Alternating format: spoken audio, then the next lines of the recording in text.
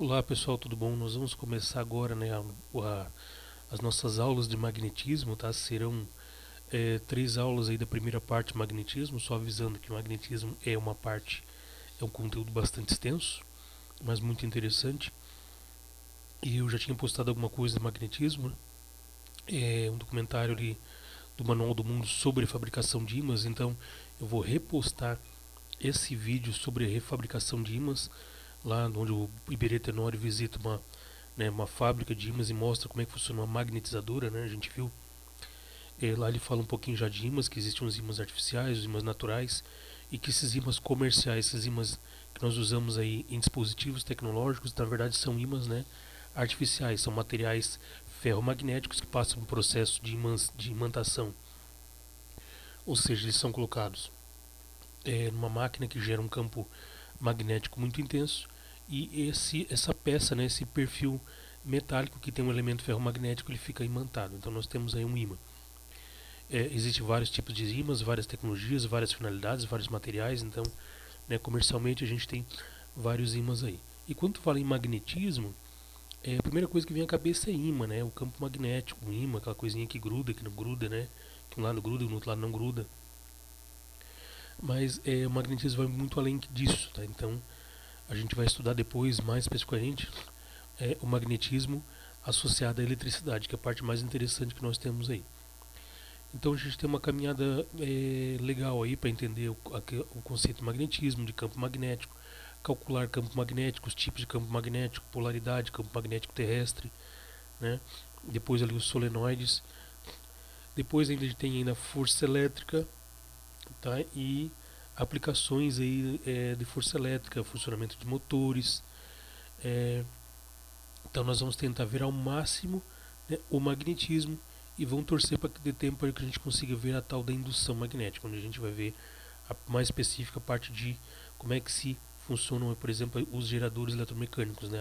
A indução eletromagnética, a produção de eletricidade utilizando o magnetismo, que é o princípio de funcionamento dos geradores eletromecânicos, tá? Então, antes da nossa videoaula aqui, assista novamente lá se você quiser e preferir, e eu aconselho aquele videozinho novamente lá sobre as imantadoras, né, as magnetizadoras, aquele videozinho do Manual do Mundo, onde o Iberê Tenório fala sobre vários perfis de ímãs, sobre tipos de ímãs mais fracos, mais fortes. Comercialmente existe uma série de ímãs e tu vai usar um ímã para tal finalidade, depende da aplicação, tá? Encontramos ímãs naturais na natureza, como os ímãs à base de magnetita, né? Magnetita é um mineral, é o F2O3, se eu não me engano, depois a gente vai confirmar ali, que eu nunca sei se é F3O2, F2O3, tem que ver, né? A gente calcula pelos NOx ali. Mas se eu não me engano, acho que é F3O2, né? Que é a chamada magnetita, que é um óxido de ferro, tá?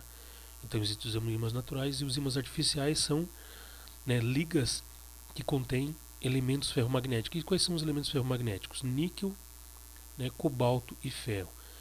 Se uma liga, né, uma liga metálica, um material metálico conter um dos três ou os três desses elementos químicos, ele vai ser, né, imantado, ele vai apresentar o fenômeno chamado ferromagnetismo. A gente tem também o diamagnetismo, né, o paramagnetismo. A gente vai focar no ferromagnetismo, tá?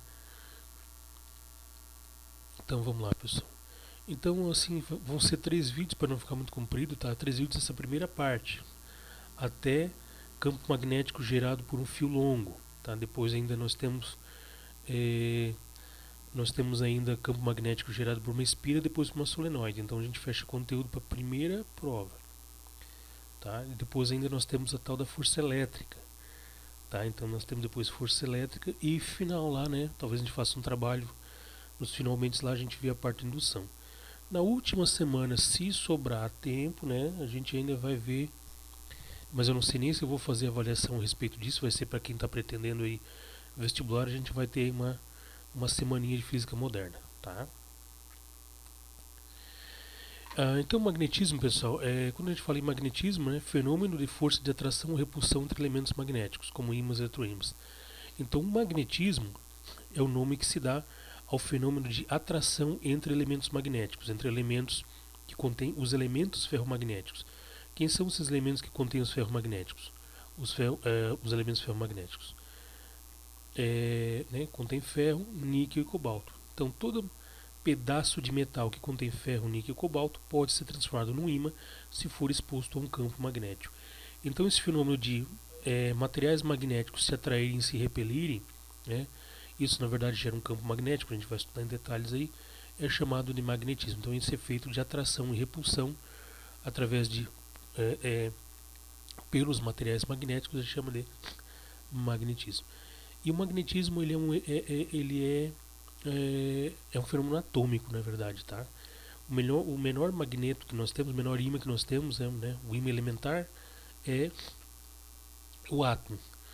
Só que para esse átomo se tornar um ímã, ele tem que ter elétrons desemparelhados, ou seja, tem que estar sobrando elétrons com spins que não são cancelados, tá? Então vamos dar só uma analisada. Aqui é uma parte mais teórica. Então o magnetismo aparece quando uma carga elétrica como um elétron é acelerado ou desacelerado. No caso de um átomo, nós temos qual é o elemento, qual é a partícula que é acelerada ou desacelerada? É o elétron. O elétron, quando ele faz um movimento circular, falando aqui no átomo clássico, na física clássica, quando um elétron ele está orbitando ao redor de um núcleo, num certo nível de energia, num certo orbital, ele está sofrendo uma aceleração centrípeta. Então ele está sofrendo ali, essa aceleração centrípeta faz com que ele emita o que a gente chama de campo magnético. Tá? Então nós temos aqui duas circunstâncias. Então o magnetismo aparece quando uma carga elétrica, no caso como um elétron, é acelerado ou desacelerado. Então quando o elétron está fazendo um movimento orbital ao redor do núcleo, ele tem uma aceleração, que é uma aceleração do tipo centrípeta. Existe ali uma força eletrostática entre o elétron e o núcleo, que faz com que o núcleo, que o elétron mantenha uma órbita, um nível de energia específico ao redor do núcleo. Tá? Então, quando nós vimos aqui, o movimento circular de um elétron em sua órbita é um movimento acelerado, aceleração centrípeta. O próprio spin do elétron gera campo que se soma ao campo magnético do seu movimento orbital. Então, nós temos o que a gente chama aí da física de acoplamento spin-órbita.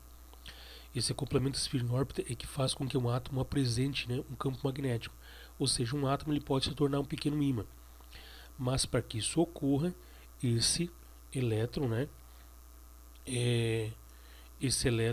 ele tem que estar desemparelhado, ou seja, o átomo precisa ter elétrons desemparelhados. Ou seja, se você já viu lá a distribuição eletrônica, números quânticos lá da química, então a gente estuda mecânica quântica na química, quando a gente vê lá número quântico principal, secundário, azimutal, magnético, tem o tal do spin. O que é o spin? O spin seria o sentido de rotação do elétron. Então o elétron ele tem um sentido teórico de rotação aí. Tá? Se ele roda por um sentido, ele pode rodar por um sentido ou rodar por outro. Se ele roda, agora eu não lembro, se ele roda, por exemplo, por sentido horário, ele tem um spin para cima, representado por uma seta para cima no orbital. Se ele roda para baixo, se ele roda no sentido anti-horário, ele tem um spin para baixo. Tá? Isso aí é números quânticos, lá da química, a gente já viu números quânticos, então tu vê lá na química. Então quando você estuda lá o spin, tá? O número quântico magnético. Então nós temos duas situações: o elétron em movimento orbital ao redor do núcleo.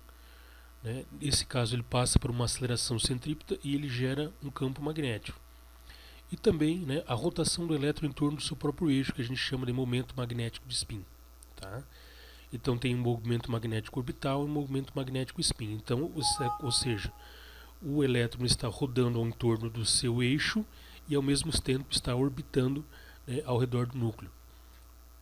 É como se fosse um satélite natural ao entorno do seu planeta. Ele tem um movimento ali de rotação e de translação.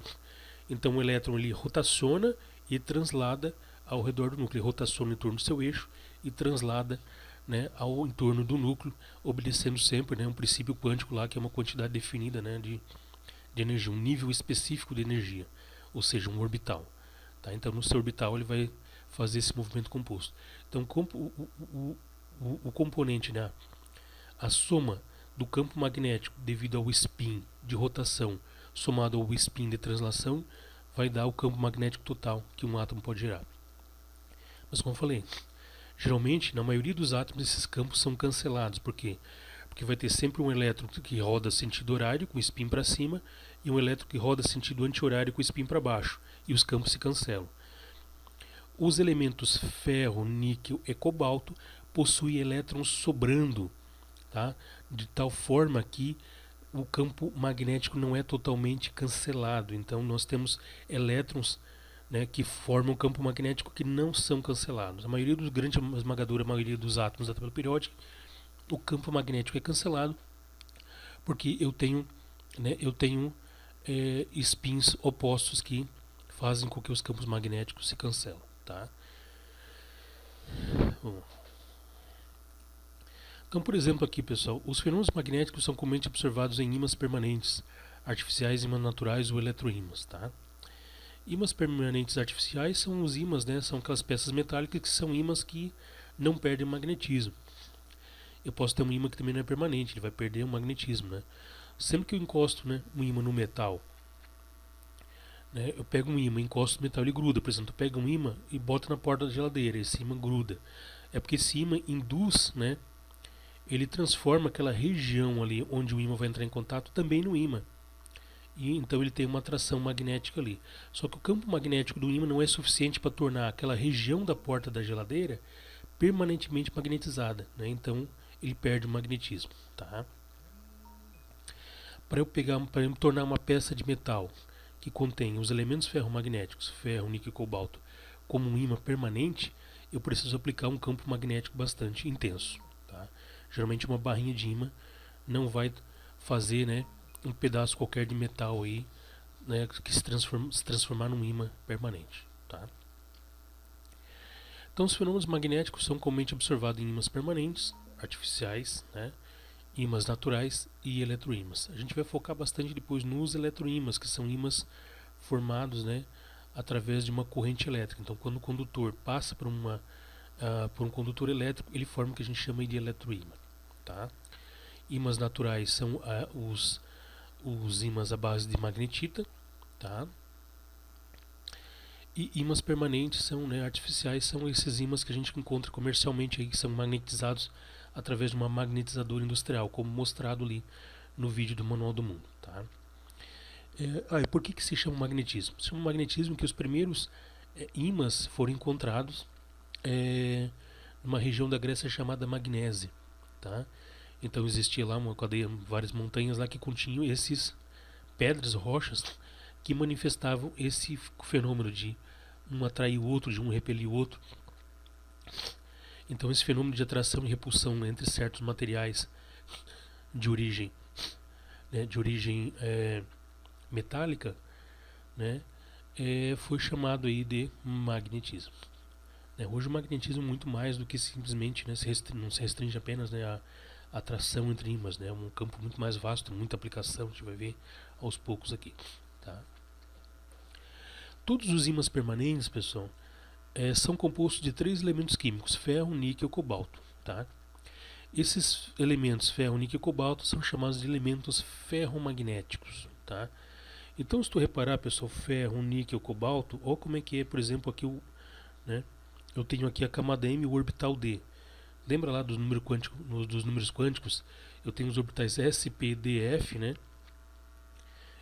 Se eu não me engano, tem 2 elétrons, 3, 5 e 14, né? Agora também já não lembro, né? Formação não utilizada, informação perdida, né? Mas enfim, eu tenho, por exemplo, aqui o orbital, né? Na camada M do ferro eu tenho o orbital D. Olha quantos elétrons tem no orbital D. 1, 2. Esses 2 elétrons que tem aqui, né? Nesse orbital, tá? Ocupando esse local no orbital aqui, eles se cancelam. Então eu tenho um elétron rodando no sentido horário e um elétron rodando no sentido anti-horário. Geram campos que se cancelam, campos idênticos, iguais e opostos, como se fossem, né, 2 vetores em sentidos opostos. E eu tenho depois esses outros elétrons aqui, ó, que a gente chama de elétrons desemparelhados. Esses elétrons aqui vão gerar campo magnético intenso, porque olha só, são 4 virados para cima, são 4 elétrons girando no sentido horário, que vai gerar um campo resultante bastante intenso. A mesma coisa que se eu analisar, né, o cobalto e o níquel. O cobalto e o níquel também, né, manifestam eles têm essa sobra de elétrons aqui, né? Essa quantidade grande de elétrons girando no mesmo sentido, gerando, né, um campo magnético intenso, tá? Se eu pegar outros metais da tabela periódica, eu vou ver que o número de elétrons desemparelhados é baixo, é 1, é 2, tá? Então o campo magnético acaba sendo muito fraco ou, né, cancelado. Aí eu tenho, né, o paramagnetismo, o diamagnetismo, que a gente vai pincelar um pouco depois. O nosso foco é o ferromagnetismo. Ferromagnetismo onde acontecem as coisas mais interessantes. Tá? Então o que tem que saber agora é que os elementos ferromagnéticos são ferro, cobalto e níquel. Então para eu ter um ímã, eu tenho que ter uma peça metálica que tenha na sua composição ferro, o níquel, o cobalto, ou outros metais que tenham pelo menos o níquel, o ferro ou cobalto. Tá? Então o que caracteriza esses metais como formadores de ímãs? Eles têm elétrons desemparelhados, têm elétrons, né, que não são cancelados nos orbitais. Tem uma série de elétrons que tem um orbital para cima e um orbital para baixo. O que isso quer dizer? Que tem uma série de elétrons que giram no sentido horário ou uma série de elétrons que giram no sentido horário, fazendo, né, aí cada elétron que gira, por exemplo, no sentido horário, né, os campos magnéticos vão se somarem, tá? Então aqui é uma teoria, tá, pessoal? Uma teoria um pouco mais atômica nuclear, né, a respeito da origem do campo magnético, tá? Então, para ser campo magnético, tem que ter esses elementos aí. Para ser ferro magnético, tá? Ferro, cobalto, níquel, que são os 3 elementos da tabela periódica que tem um número maior de elétrons desemparelhados, ou seja, o maior número de elétrons que é capaz de produzir campos elétricos que não se cancelam, que se somam, certo? Então, tá aqui nossos elementos ferromagnéticos, né, que produzem os elementos materiais ferromagnéticos, ou seja, os ímãs. Então, ímãs, né, pessoal? Ímãs são os elementos clássicos aí, quando fala em magnetismo, tu está falando de ímãs, né, vários tipos de ímãs, onde manifesta o fenômeno que deu nome à ciência que estuda esses elementos.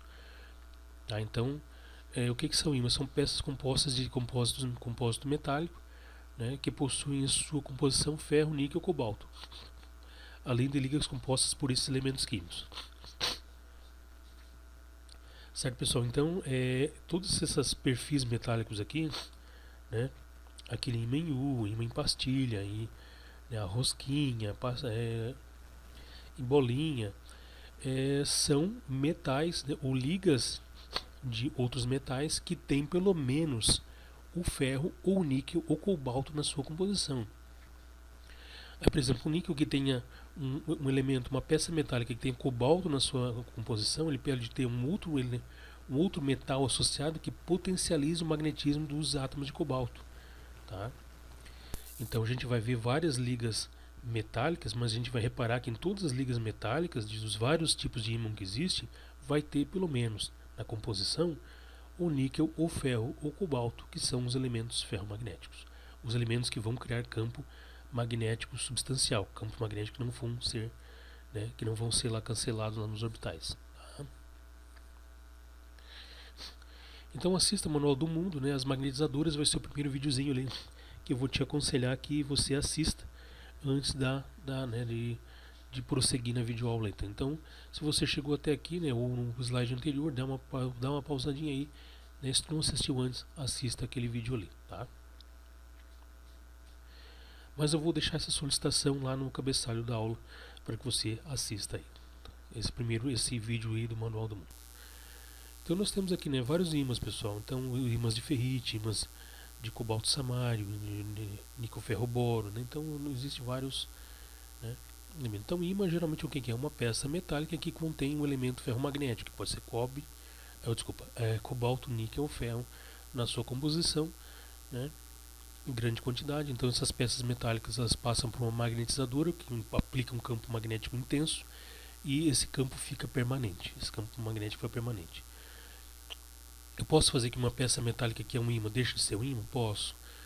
Se um ímã sofrer uma pancada mecânica muito forte, ou ele foi aquecido até uma certa temperatura, que a gente chama de temperatura de Curie, a peça metálica deixa de ser um ímã. Se eu pegar aqueles ímãs de alto-falante, de ferrite, aquilo ali, eu posso aquecer aquele ímã até uma certa temperatura. Depois de extrapolar uma certa temperatura, que é chamada temperatura de Curie para o material, ele perde o magnetismo. tá?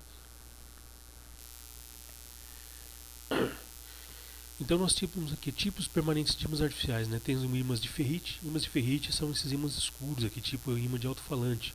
São os ímãs mais baratos, tá? Ele é um óxido de ferro em pó, né, e outros materiais metálicos. Se você quebrar um ímã desse aí, você vai ver que por dentro ele parece ser um pó. Ele na verdade ele é um material pressado, ele é um compósito pressado, tá? Ele é um pozinho lá que foi comprimido em alta temperatura, ficou aquela peça lá. Por isso que eu posso fazer em forma de rosquinha, em forma de outras peças, outros formatos aí. E depois foi submetido a uma magnetizadora. Aqui eu já tenho um ímã muito famoso, que é o chamado alnico, né? Esse ímã aqui de alnico ele é formado de alumínio, níquel e cobalto, então tem dois elementos ferromagnéticos aqui na composição. O ferrite, os ímãs de ferrite, que são esses pretinhos aqui, né, tem apenas ferro, então já são ímãs mais fracos. Mas o alnico, né, alumínio, níquel e cobalto, por isso que é alnico, né, alumínio, níquel e cobalto.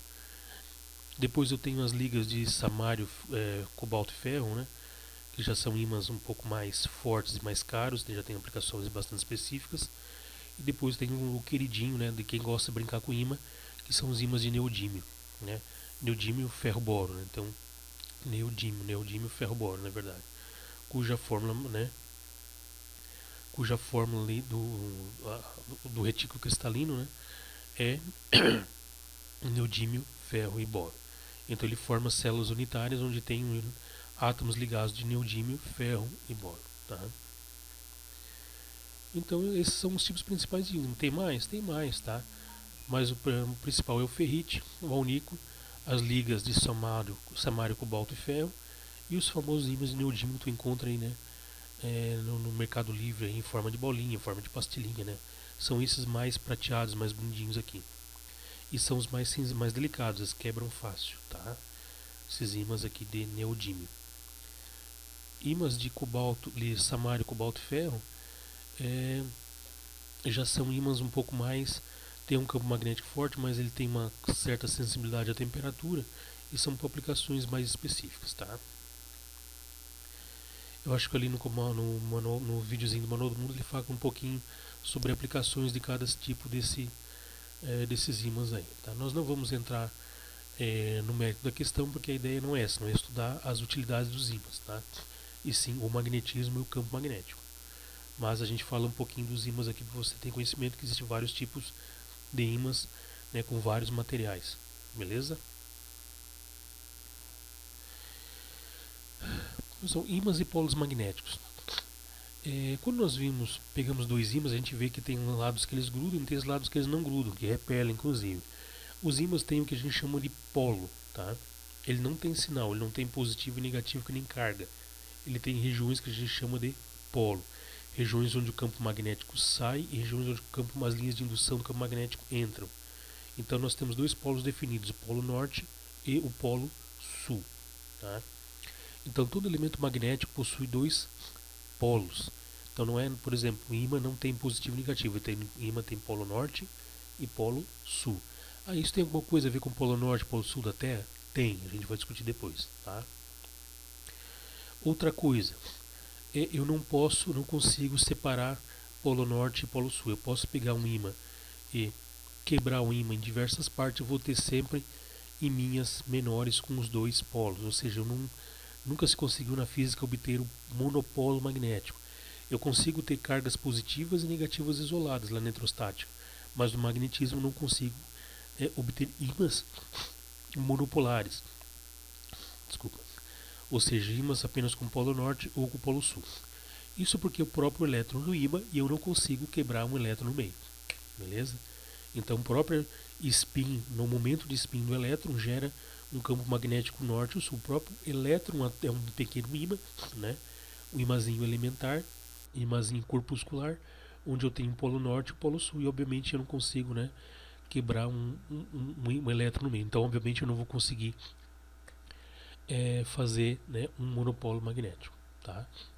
Então os polos são inseparáveis, não existem monopolos magnéticos, apesar de ter maluco que procura, né, tenta comprovar a existência dos monopolos magnéticos, mas questões aí fora da nossa discussão, tá, pessoal? Então todo o meio é formado por dois polos, polo norte, polo sul. E esses polos são inseparáveis. Se eu pegar um ímã desse, tacar-lhe uma marreta em cima, esmigalhar um ímã, eu vou ter milhares de ímãs com seus respectivos polos norte e sul, tá? Então nós temos norte com norte, sempre polos. A ideia é a mesma na eletrostática, né? Sinais iguais se repelem, sinais opostos se atraem. No magnetismo eu tenho que polos iguais se repelem, polos diferentes se atraem. Então sempre que eu pegar dois ímãs e os dois lados grudarem, eu sei que um é polo norte, eu estou colando o polo norte de um com o polo sul do outro. E se eu virar os ímãs e eles repelirem, eles não grudarem, significa que eu estou tentando encostar polo norte com norte ou polo sul com sul, tá? Ou seja, polos iguais. Então norte com sul é atração, norte com norte e sul com sul é repulsão. Eu vou parar esse videozinho por enquanto aqui, pessoal, depois nós retornamos aí com o campo magnético, beleza?